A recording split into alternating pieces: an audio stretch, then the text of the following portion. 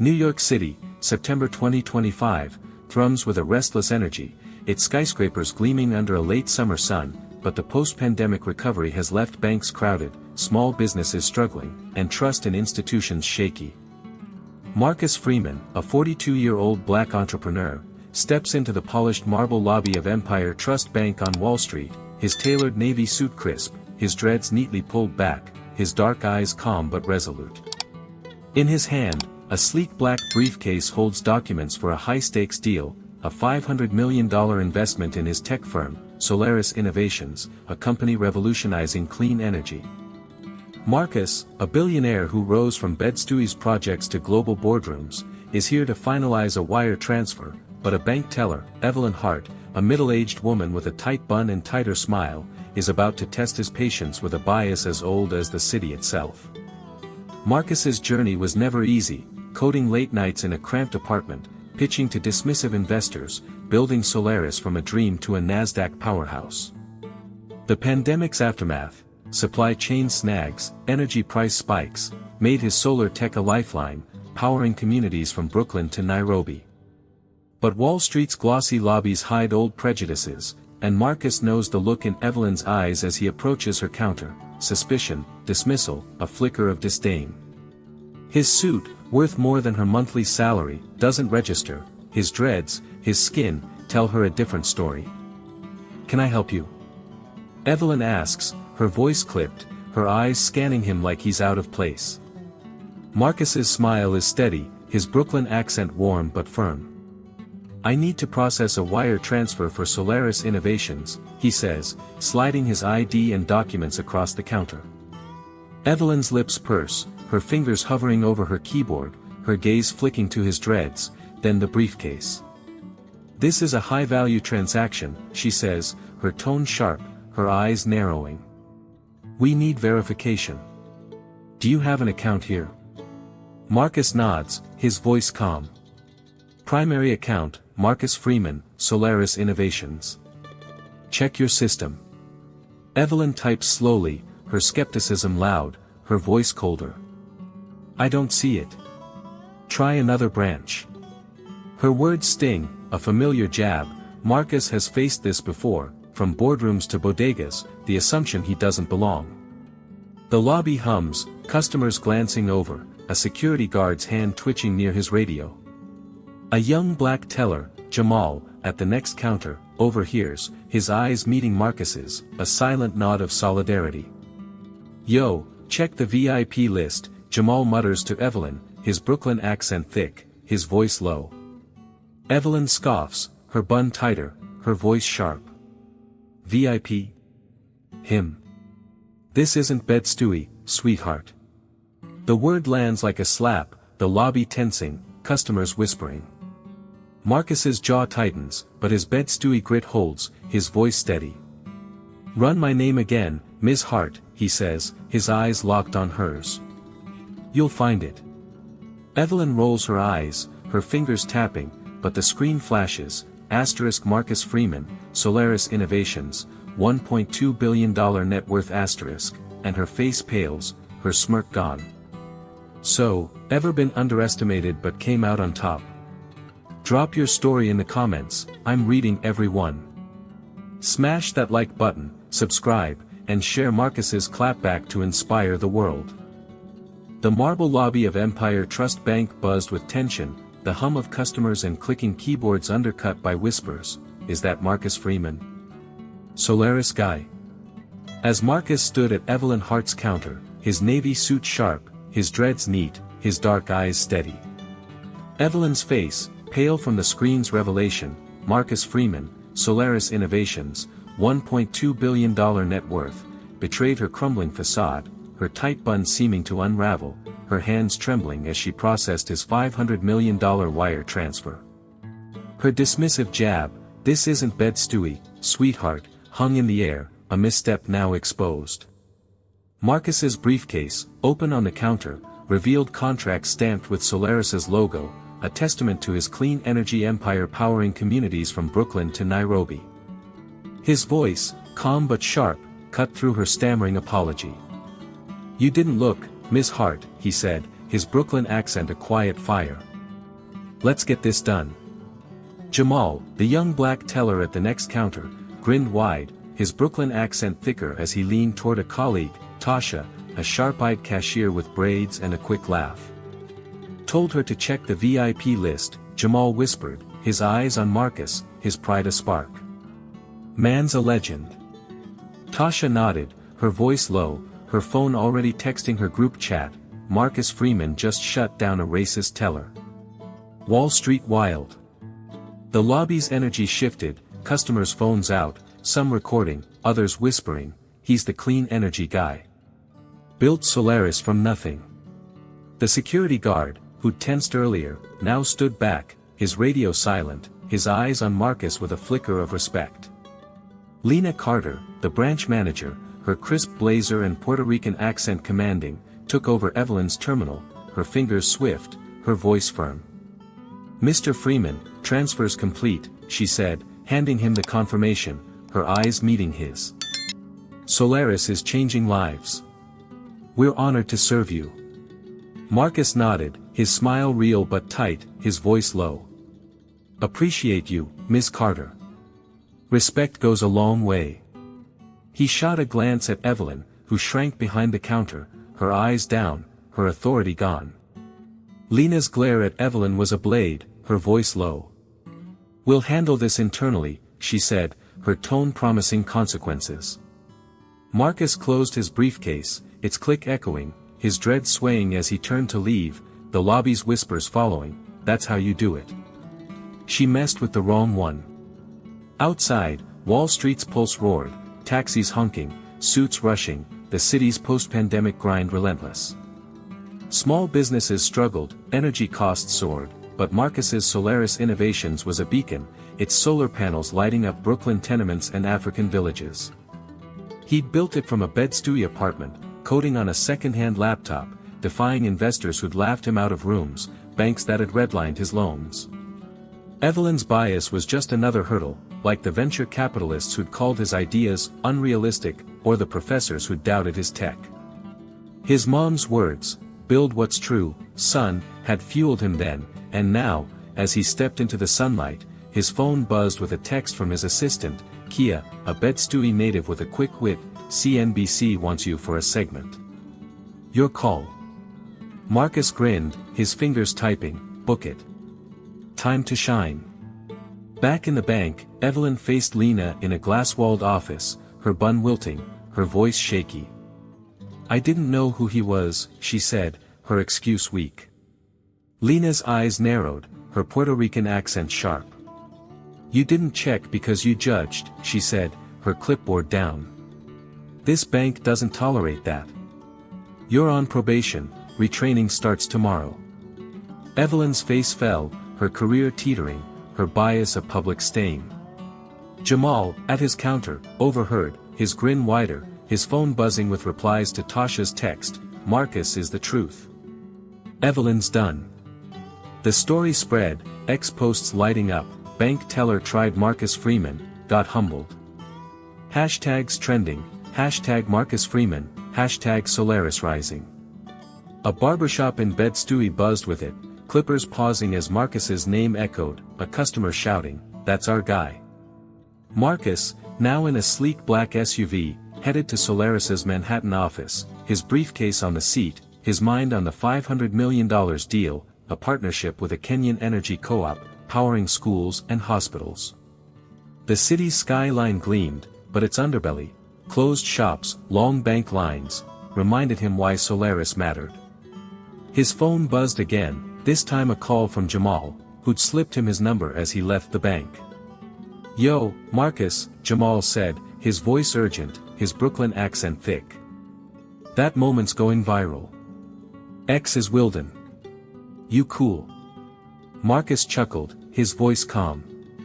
"I'm good, bro. Let it spread." Jamal laughed, his tone proud. "You showed M. Bed-Stuy's got your back." At Solaris's office, a glass tower overlooking the Hudson, Marcus met Kia, her braids swinging, her laptop open to X posts about the bank incident. "You're trending, boss," she said, her smile wide, her voice teasing. Evelyn's name is Mud.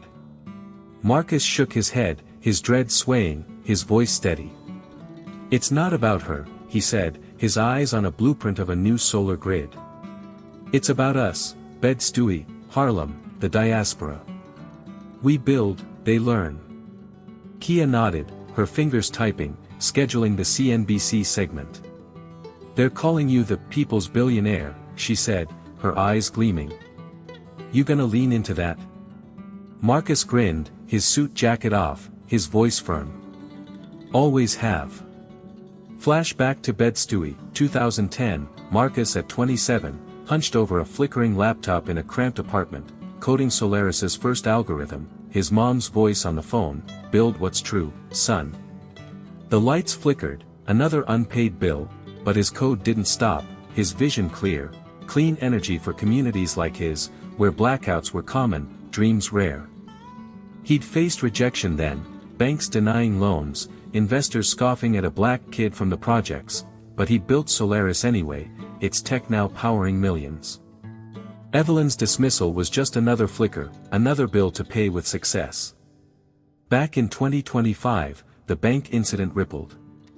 Tasha, the cashier, posted a video on X, her braids framing her face, her voice fierce. Marcus Freeman walked in, and that teller judged him. Now she's viral for the wrong reasons.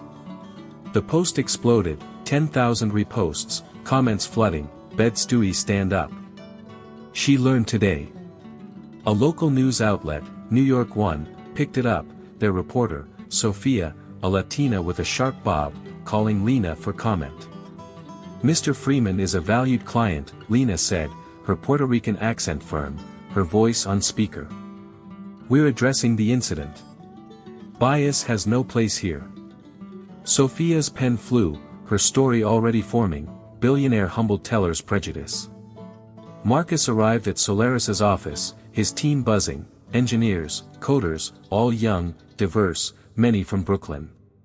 His lead engineer, Malik, a wiry coder with a fade, clapped his shoulder. Heard about the bank, boss, he said, his voice proud. You shut it down. Marcus nodded, his eyes on a monitor showing Solaris's latest project, a solar grid for a Bronx community center. It's bigger than me, he said, his voice steady. This is for us. The team cheered, their energy raw, their pride afire. Kia handed him a tablet, a Forbes email open, feature request, Marcus Freeman, the billionaire next door. Marcus grinned, his voice low. Tell him I'm from Bed-Stuy, not next door.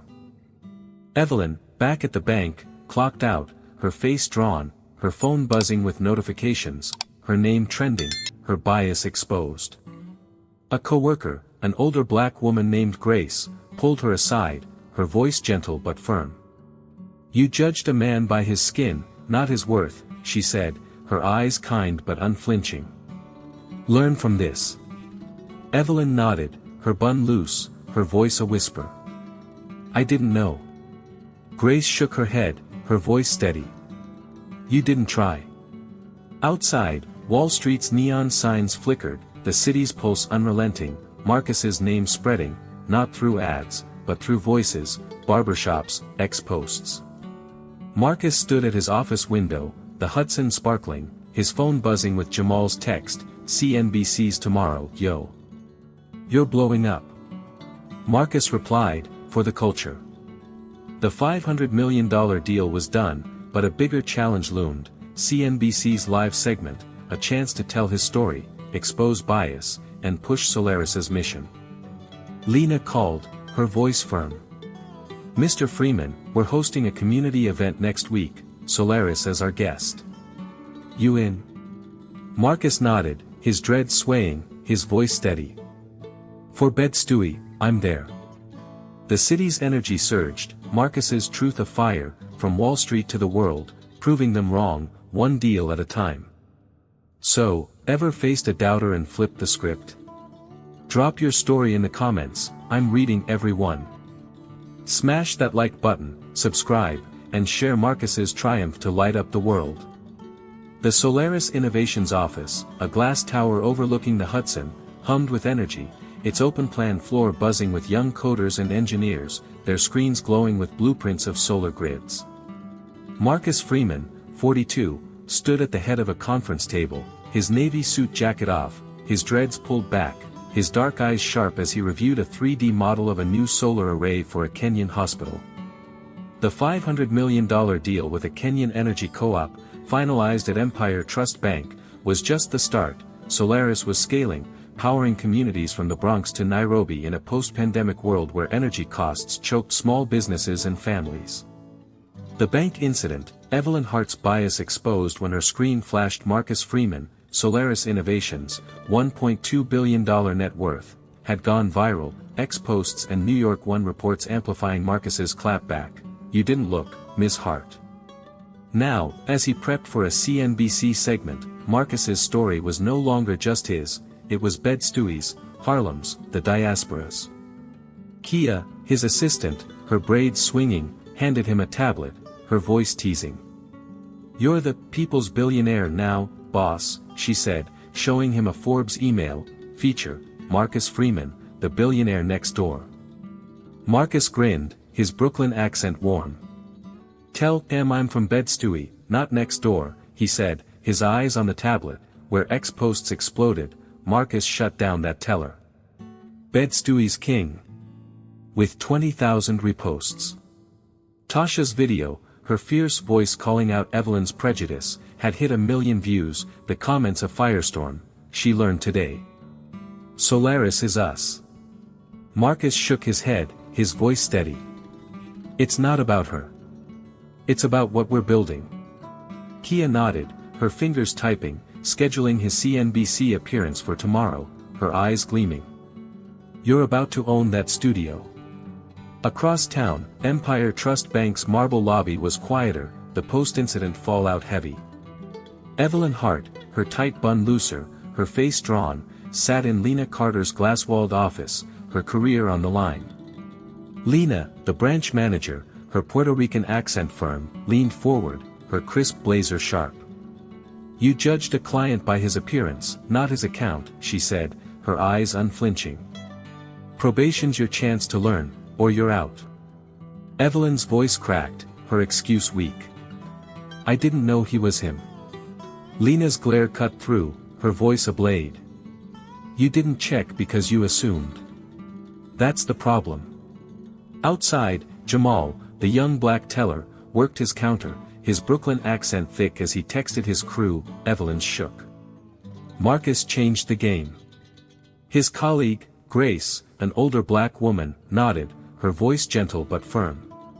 "He's carrying us all," she said, her eyes on a newsstand outside, where New York One's headline read, "Billionaire Humbles Teller's Bias."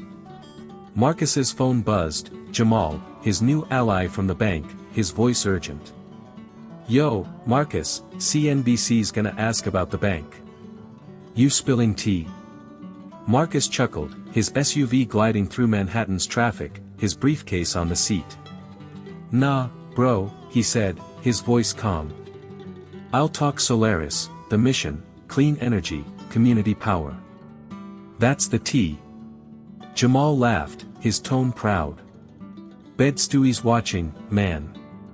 Marcus nodded, his dreads swaying, his heart steady. The CNBC segment loomed, a chance to shift the narrative from Evelyn's mistake to Solaris's vision, but the bank's community event, proposed by Lena, was closer, a stage to bring Solaris's tech to Brooklyn streets. At Solaris's office, Marcus's lead engineer, Malik, a wiry coder with a fade, pulled up a projection on a wall-sized screen, a solar grid for a Bronx community center, its panel set to power job training programs. "This is it, boss," Malik said, his voice proud. "Your deal's funding this and more." Marcus nodded, his eyes on the screen, his voice steady. "This is why we built Solaris, for the block, not the boardroom." The team cheered, their energy raw, many from Brooklyn or Harlem, their pride afire. Kia handed Marcus a contract for the Kenyan co-op, her voice firm. "Signed and sealed," she said, her braids swinging. "They're calling you a hero in Nairobi." Marcus grinned, his voice low. Just a kid from Bed-Stuy who didn't quit. Flashback to 2012, Marcus at 29, in a Bed-Stuy basement, his second-hand laptop flickering, his mom's voice on the phone, "Build what's true, son." Blackouts plagued the block, families struggling, but Marcus coded through the dark, his first solar algorithm a spark. Investors had scoffed, a black kid from the projects? No chance. But he'd pitched anyway, his hoodie a badge, his vision clear. A decade later, Solaris powered millions, its tech a rebellion against doubt. Evelyn's dismissal was just another investor's scoff, another blackout to overcome.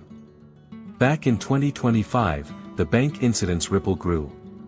Tasha, the cashier, stood outside Empire Trust, filming another X video, her braids framing her face, her voice fierce. Marcus Freeman walked in, and that teller saw his skin, not his worth, she said, her phone steady. Now Solaris is lighting up the world, and she's on probation. Who's winning? The post surged, 50,000 reposts, comments flooding, Bed-Stuy forever. Marcus is the blueprint.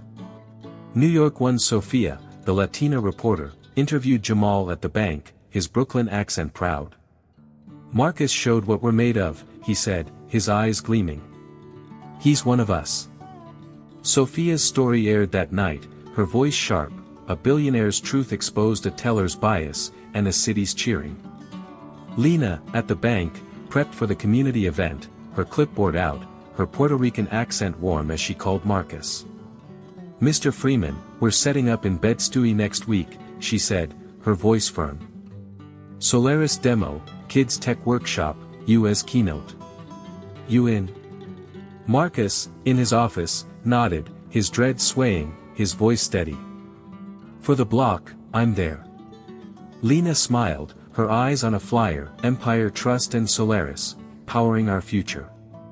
She added, we're donating $100,000 to your youth program. Marcus's smile widened, his voice low. That's real. Let's make it count. The CNBC studio loomed, its lights bright, its host, a sharp-suited man named Ethan, prepping questions. Marcus arrived, his suit crisp, his briefcase light, his heart heavy with purpose. Backstage, Kia adjusted his mic, her voice teasing. Don't let Ethan trip you up, boss. Marcus grinned, his Brooklyn accent thick. I got this. The segment opened, Ethan's voice smooth.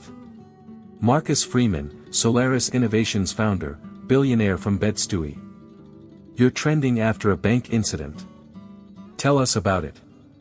Marcus leaned forward, his eyes steady, his voice calm.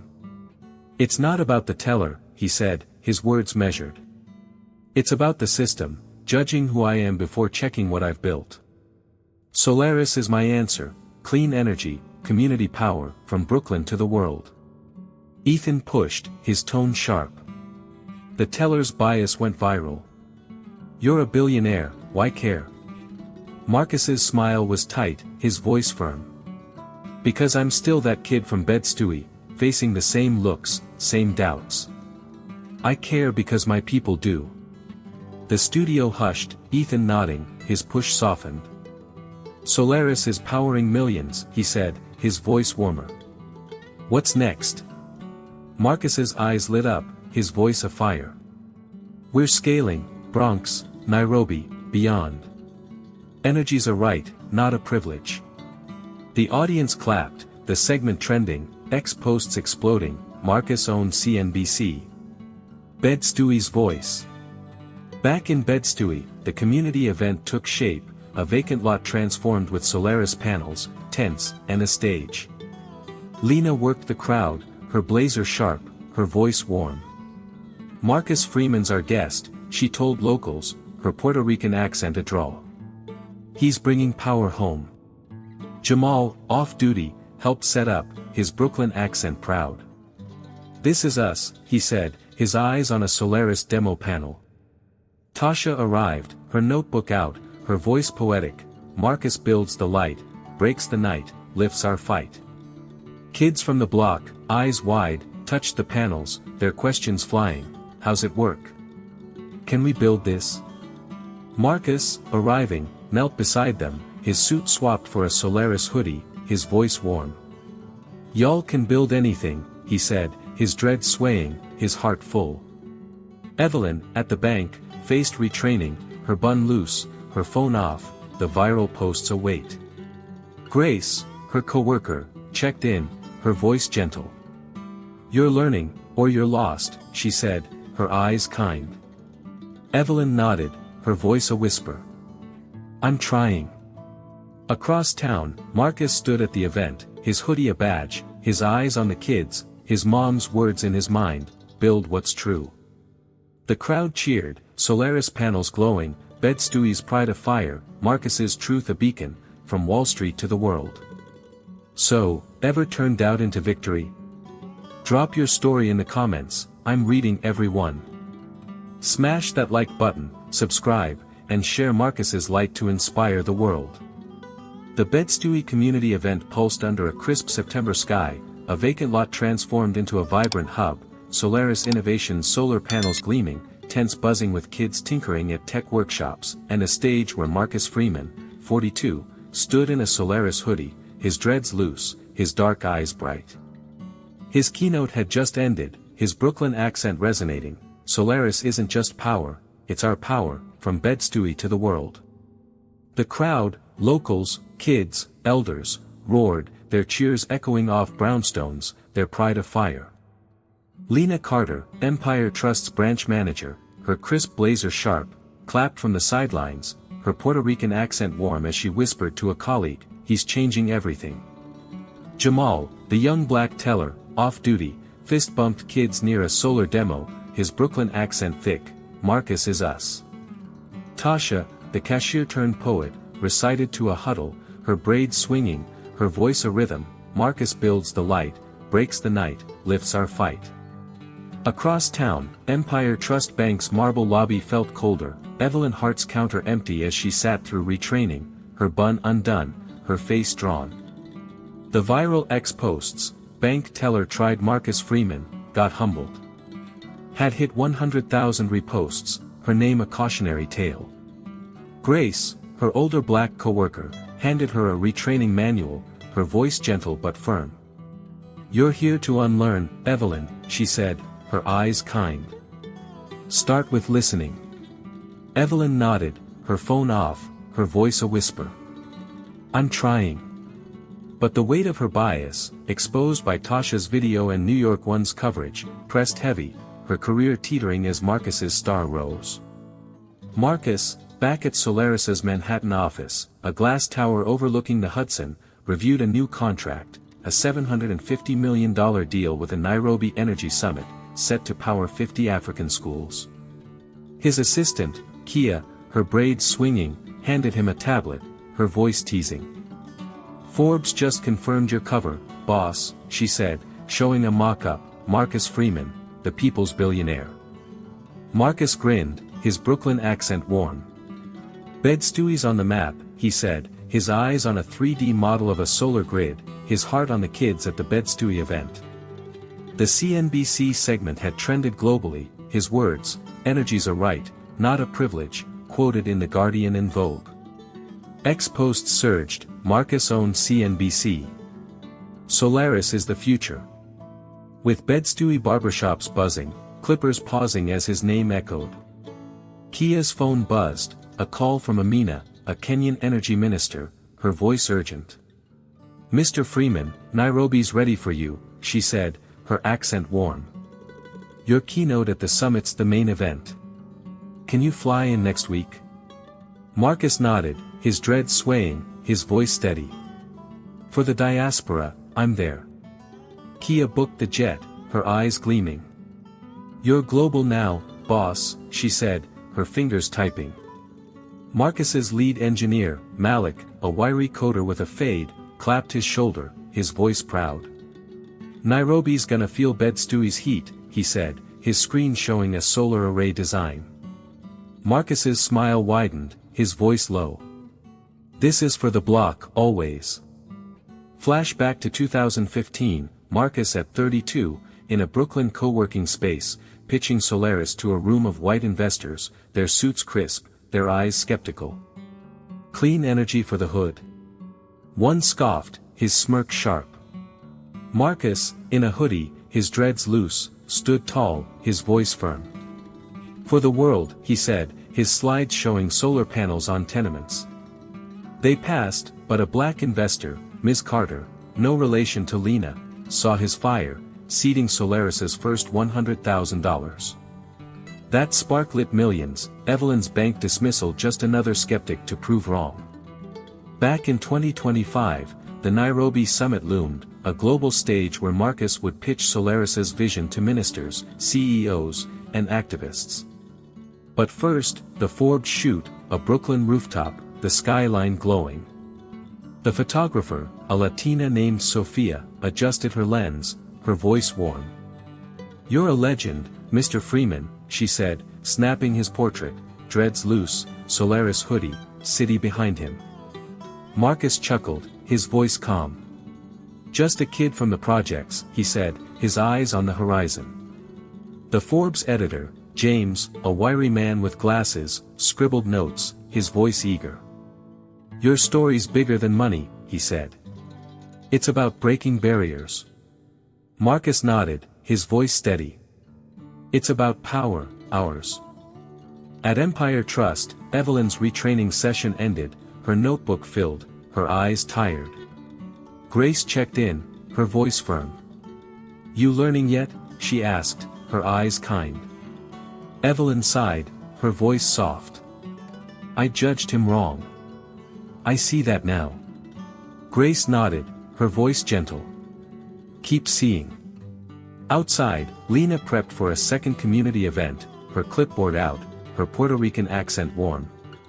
Marcus's keynote drew 500 kids, she told a colleague, her eyes on a flyer, "Solaris and Empire Trust, lighting our future." Jamal, now promoted to assistant manager, grinned, his Brooklyn accent proud. "Marcus put us on," he said, his phone buzzing with ex-posts. Bed-Stuy's event was fire. Marcus for president. Marcus boarded a private jet to Nairobi, his briefcase light, his Solaris hoodie a badge. Kia texted, "Forbes drops tomorrow. You're trending again." Marcus replied, "For the culture." In Nairobi, Amina greeted him, her smile wide, her voice warm. "Your tech saving lives," she said, her eyes on a solar panel demo. The summit stage gleamed, ministers and CEOs whispering, "He's the Solaris guy." Marcus's keynote electrified, his voice afire, "Energy isn't luxury, it's legacy. From Bed-Stuy to Nairobi, we're building our future." The crowd roared, cameras flashing, ex-posts surging, Marcus in Nairobi. Africa's lit. Evelyn, back in New York, saw the Forbes cover at a newsstand, Marcus's face bold, the headline, "The People's Billionaire." Her hands shook, her bias a shadow she couldn't escape. Grace, beside her, spoke softly. "He's showing the world," she said. "You can still show up." Evelyn nodded, her voice a whisper. "I'm trying." Marcus's legacy, clean energy, community power, burned bright, from Brooklyn to Nairobi, a billionaire's truth proving them wrong. So, ever turn the odds into a win? Drop your story in the comments, I'm reading every one. Smash that like button, subscribe, and share Marcus's legacy to light up the world. Nairobi's summit stage still echoed in Marcus Freeman's mind, its crowds roar, ministers, CEOs, activists, fueling his drive as he stepped off a private jet back in New York, October 2025. The city's pulse thrummed, its post-pandemic grind unrelenting, but Solaris Innovations, Marcus's clean energy empire, was a beacon, powering communities from Bed-Stuy to Nairobi. At 42, his dreads loose, his Solaris hoodie a badge, Marcus, the billionaire from the projects, carried a $750 million Nairobi deal to light 50 African schools. His phone buzzed, Kia, his assistant, her braids swinging in a video call, her voice teasing. "Boss, Forbes dropped. You're everywhere." The cover, Marcus Freeman, the people's billionaire, was on every newsstand, X posts hitting 200,000 reposts, Bed-Stuy's king. Solaris is our future. Marcus grinned, his Brooklyn accent warm. For the block, always. Back at Empire Trust Bank, the marble lobby felt quieter, Evelyn Hart's counter still empty. Her retraining was nearly done, her bun gone, her hair loose, her eyes softer but heavy. Grace, her black co-worker, checked in, her voice gentle but firm. "You see it now?" she asked, her eyes kind. Evelyn nodded, her voice steady. "I judged him wrong. I'm learning." She'd attended the Bed-Stuy event, standing at the back, watching Marcus inspire kids, her shame a weight but her resolve growing. Lena Carter, the branch manager, her Puerto Rican accent warm, noticed Evelyn's shift, pulling her aside. "You're back on the counter tomorrow," Lena said, her blazer crisp. "Show me you've changed." Evelyn's nod was firm, her heart set on proving it. In Bed-Stuy, the community lot glowed, Solaris panels now permanent, powering a youth tech hub. Jamal, now assistant manager, mentored kids at the hub, his Brooklyn accent proud. Marcus built this, he told them, his eyes on a solar demo, his phone buzzing with X posts, Bed-Stuy's lit forever. Tasha, the poet cashier, performed at the hub's opening, her braids swinging, her voice afire. Marcus broke the dark, sparked our heart, lit the chart. Kids clapped, their hands on panels, their dreams big. Marcus, arriving, knelt beside a girl, Aisha, 12, her eyes wide. "Can I code like you?" she asked. Marcus's smile was warm, his voice steady. "You'll code better." He handed her a Solaris tablet, his mom's words in his mind, "Build what's true, son." At Solaris's Manhattan office, Malik, the lead engineer, showed Marcus a new grid design, his fade sharp, his voice proud. "Bronx is live, boss," he said, a screen glowing with data, job programs powered, families lit. Marcus nodded, his eyes on a photo from Nairobi, kids studying under Solaris panels. Kia handed him a letter from Amina, Kenya's energy minister, "Your tech's our future." Marcus's heart swelled, his voice low. "This is us, Bed-Stuy, Nairobi, the diaspora." The team cheered, their energy raw, their pride aflame. Evelyn, back at her counter, served her first client poetry training, a black teen in a hoodie, his ID new. She smiled, her voice warm, her eyes clear. "Welcome to Empire Trust," she said, her fingers swift, no judgment in her gaze. Grace watched, her nod subtle, her voice soft. "That's a start." Outside, New York 1's Sophia reported, Marcus Freeman's legacy reshapes communities, banks, and hearts. Marcus's story, $1.2 billion, a briefcase of contracts, a clapback to bias, had shifted the world, from Wall Street to Nairobi, proving truth over doubt. Marcus stood on his office balcony, the Hudson gleaming, his hoodie a badge, his mom's words his anchor. Bed-Stuy's kids, Nairobi's schools, Solaris's light, it was his legacy, built from a flickering laptop to a global fire. He texted Jamal, Tasha, Lena, for the culture. "Keep building." Their replies flooded, "Always, King."